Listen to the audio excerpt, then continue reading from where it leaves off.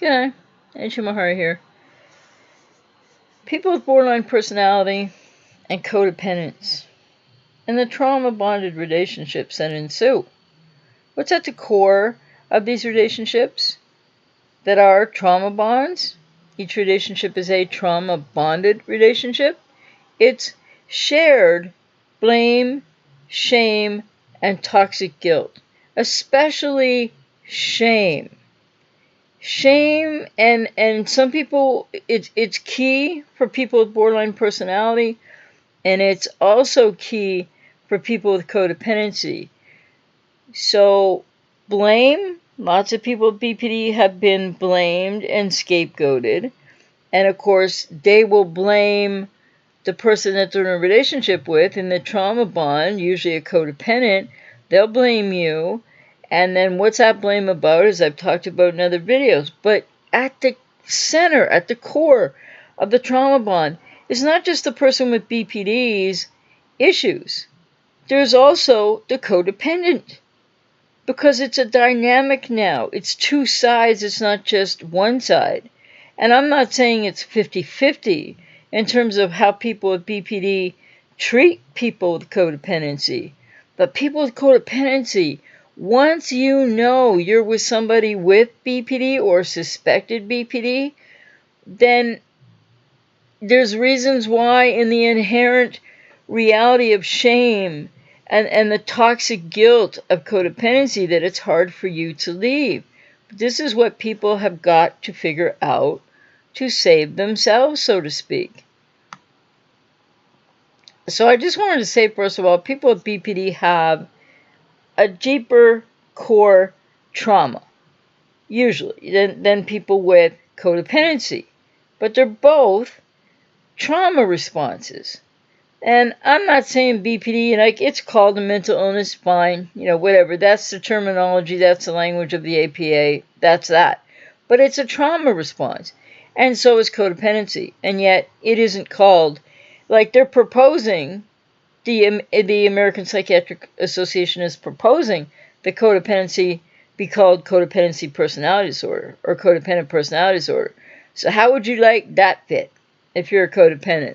Probably wouldn't like it any more than people like the stigma of BPD. When I say that, I'm not trying to minimize anything about BPD. So, you have people with borderline personality who have codependency also in relationships to people with codependency. It's a trauma bond, and what's shared at the core of that trauma bond on both sides, not the exact same ways, and to varying degrees, is shame, for sure, and on the part of, and blame in a different way, and toxic guilt. So,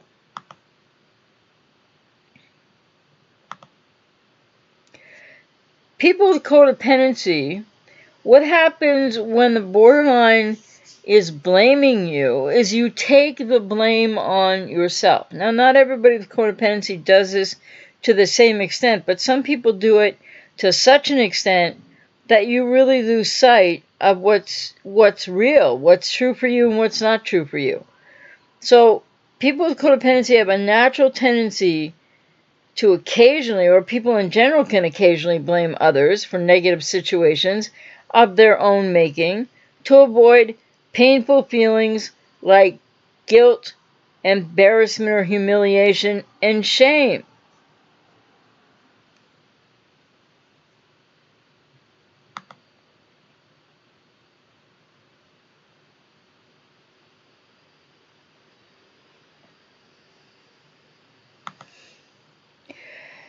So what is at the core of borderline personality?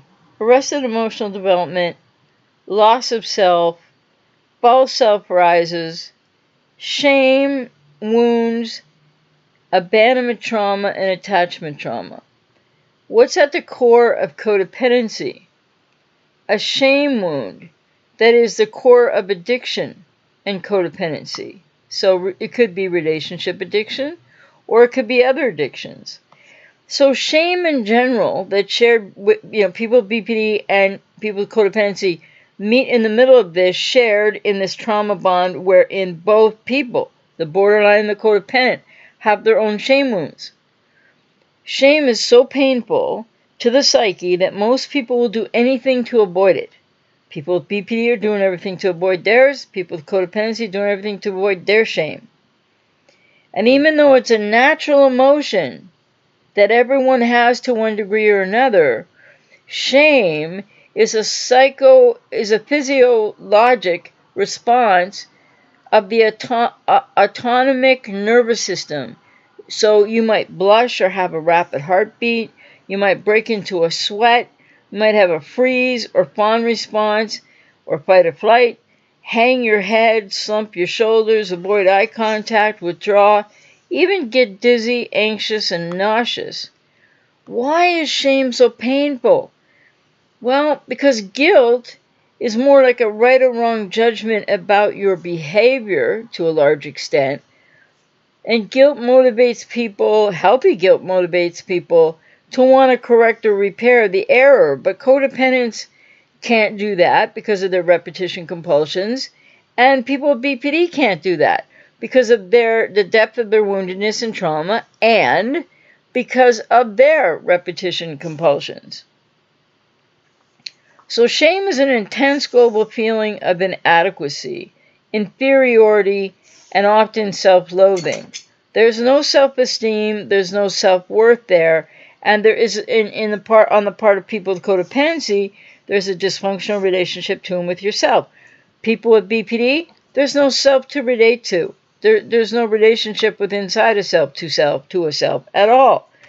So people with codependency want to hide or disappear in front of others because you feel exposed and humiliated. This may be true for people with BPD in a different way. So, you're feeling like people are seeing your flaws. The worst part of it is this profound sense of separation from yourself, which in BPD is to a greater degree. In codependency, it exists as well because codependents also have a false self. So, it's a disintegrating, which means that you lose touch with all other parts of yourself, people with borderline personality entirety, and people with codependency to not as deep a degree or gradation. And you also feel disconnected from everyone else. Shame induces unconscious or subconscious beliefs, negative core beliefs, like I'm a failure, I'm not important, I'm unlovable, I don't deserve to be happy, I'm a bad person, I'm a phony, I'm defective. And it's pretty reasonable to say that with listing those negative core beliefs, they are commonly held for different reasons to different degrees by people with BPD and by people with codependency.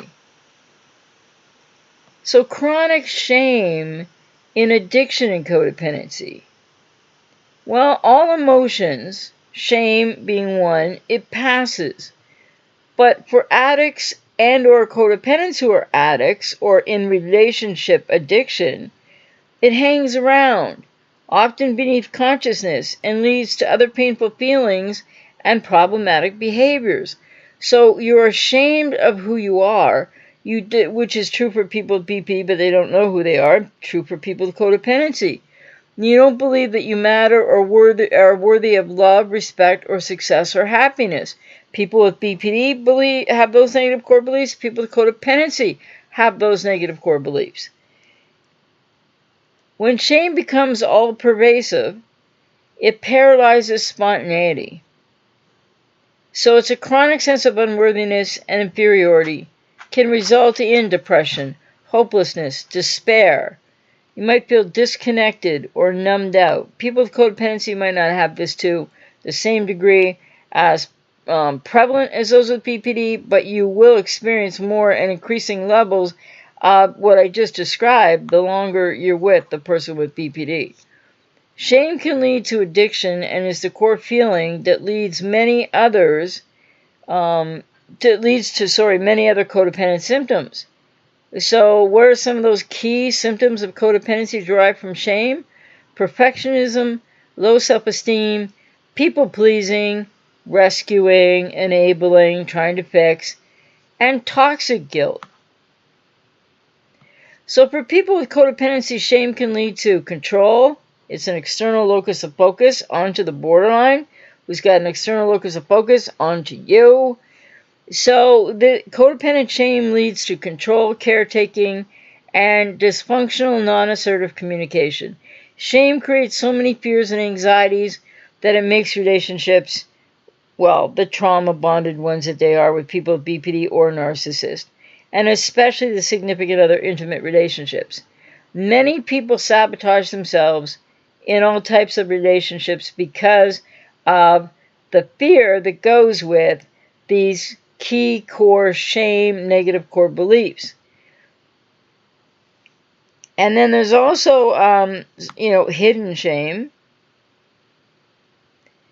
because it's so painful that people with codependency, people with BPD, and just people in general to a lesser degree, hide their shame from themselves, or people with BPD might not be aware, some people with codependency might not be aware, and then, they feel sad, people will feel sad or superior or angry at a perceived insult. And sometimes this can come out in a boasting, kind of envious way, or in judgment of others. And so the more aggressive and contemptuous of these feelings, the stronger that they are when they feel, aggressive and contemptuous, the stronger the shame. Stronger the shame, the more people are going to feel aggressive and contemptuous, whether with BPD or whether with codependency.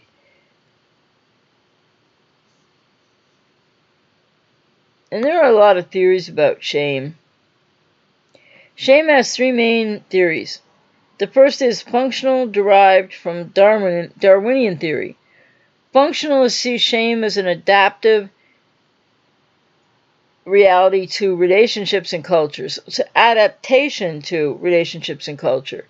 It helps you to be acceptable and to fit in and to behave morally in society. But then, that's just one theory, and that can be, it's way worse than that for people with codependency and those with borderline personality. The cognitive model views shame as self-evaluation in reaction to others. So how you perceive yourself, and if you're failing to meet certain rules or standards, which any codependent is going to fail with the unrealistic expectations and the insatiable expectations of a person with BPD.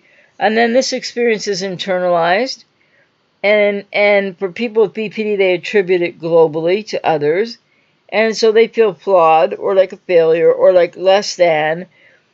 And so this theory requires self-awareness that begins around 18 to 24 months of age. And the third is a psychoanalytic attachment theory that's based on a baby's attachment to its mother and significant caretakers. When there's a disruption in the attachment, an infant may feel unwanted or unacceptable as early as 2.5 to 3 months of age. Research has also shown that a propensity for shame varies among children of different temperaments. So this is something that happens largely for those with BPD. With codependency, there could be some shame, there could be some insecure attachment, anxious or avoidant attachment, non-secure attachment with a caregiver as well. So pretty big for codependents as well as people with BPD, not in the same ways, not to the same degrees, and not always for the same reasons. So here's another thing. How toxic guilt and false responsibility keep people in dysfunction. This is what's happening for people with codependency. So many people have toxic guilt or chronic guilt, which is closely related to false and overwhelming sense of responsibility. Does that resonate for anybody with codependency? Because you're going to take responsibility for everybody else and their feelings before you're going to get to yourself, if you get to yourself at all. And this stems from childhood environment, and it's carried into adulthood in codependency. It's a false responsibility, and the origins are in childhood. What happens there is that this false responsibility is taken on by a child because you at some point felt responsible for the needs and emotions of a parent or a sibling or another family member.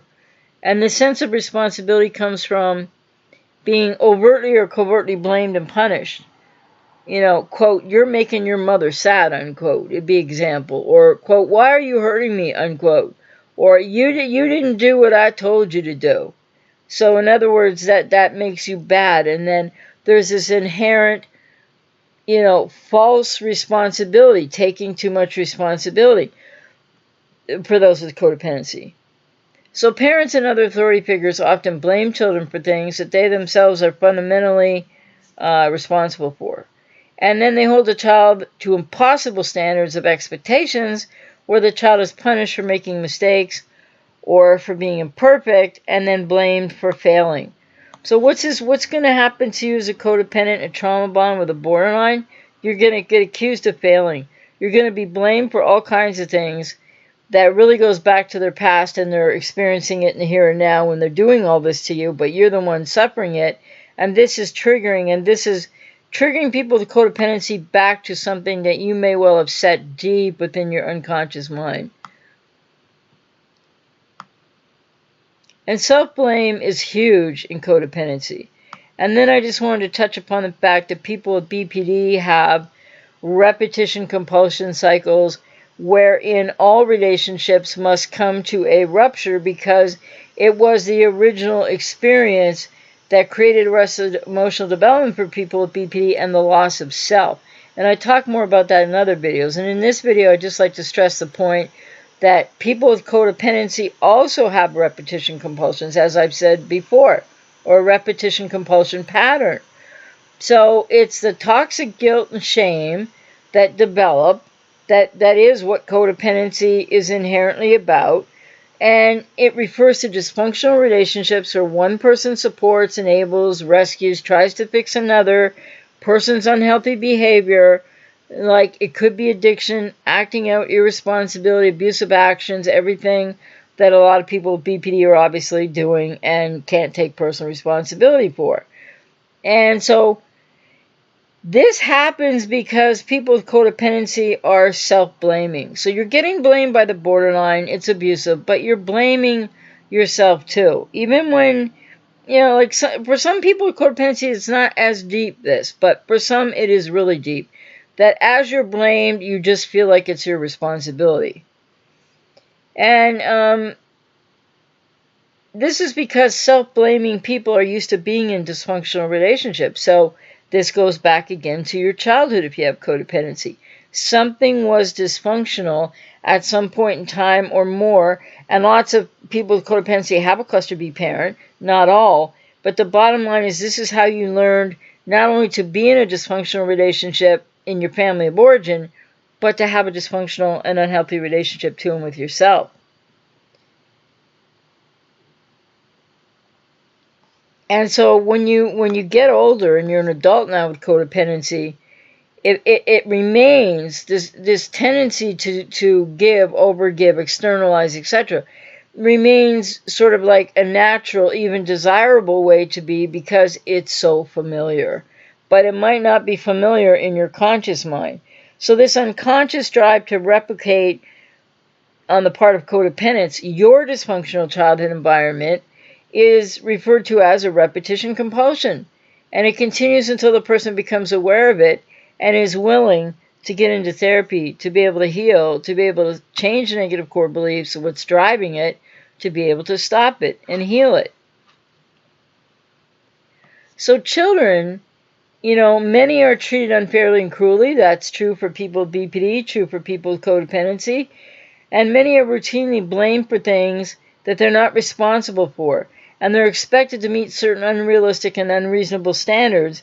And as a result, both people with BPD and codependency learn numerous toxic lessons, like to blame yourself for being mistreated, especially codependents, to have unrealistic standards for themselves or others, people with BPD, people with codependency, to normalize and accept dysfunction, again, people with BPD, people with codependency, to unconsciously or unconsciously seek dysfunctional relationships, people with BPD, people with codependency, the borderline repetition compulsion, the codependent repetition compulsion.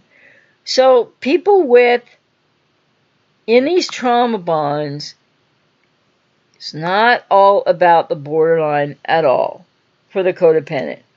People with codependency need to realize that you're sharing a core wound of shame and blame in a different way is manifested by codependence than those with BPD, and the toxic guilt that goes with the shame. And this is why when a borderline gets with a codependent and you don't know what's going on in the beginning, people with codependency, but this is why what ends up happening is the trauma bond, and that it is a dynamic. And it becomes a dynamic very quickly. It's not just everything the borderline is doing. It's also what people with codependency are struggling with unconsciously, unknowingly. And more to the point of that, it's really important that people with codependency learn this.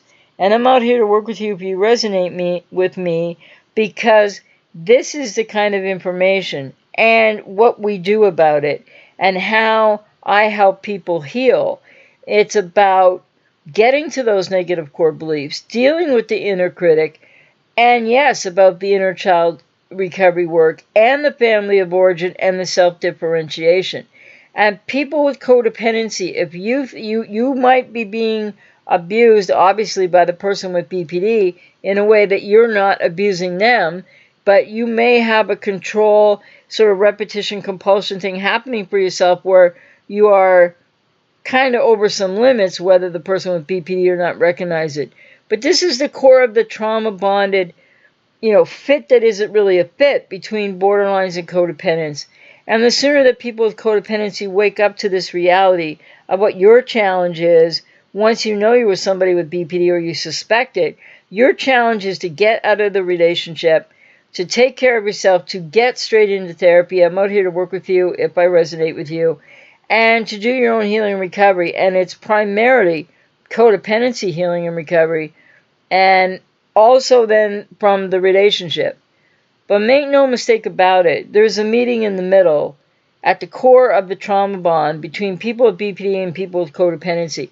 And I'm not saying that they're the exact same thing, and I'm not trying to negate how people with BPD can be very abusive, but codependents have been programmed in childhood to take on that dysfunction, to take on that blame, to take on that over responsibility for other.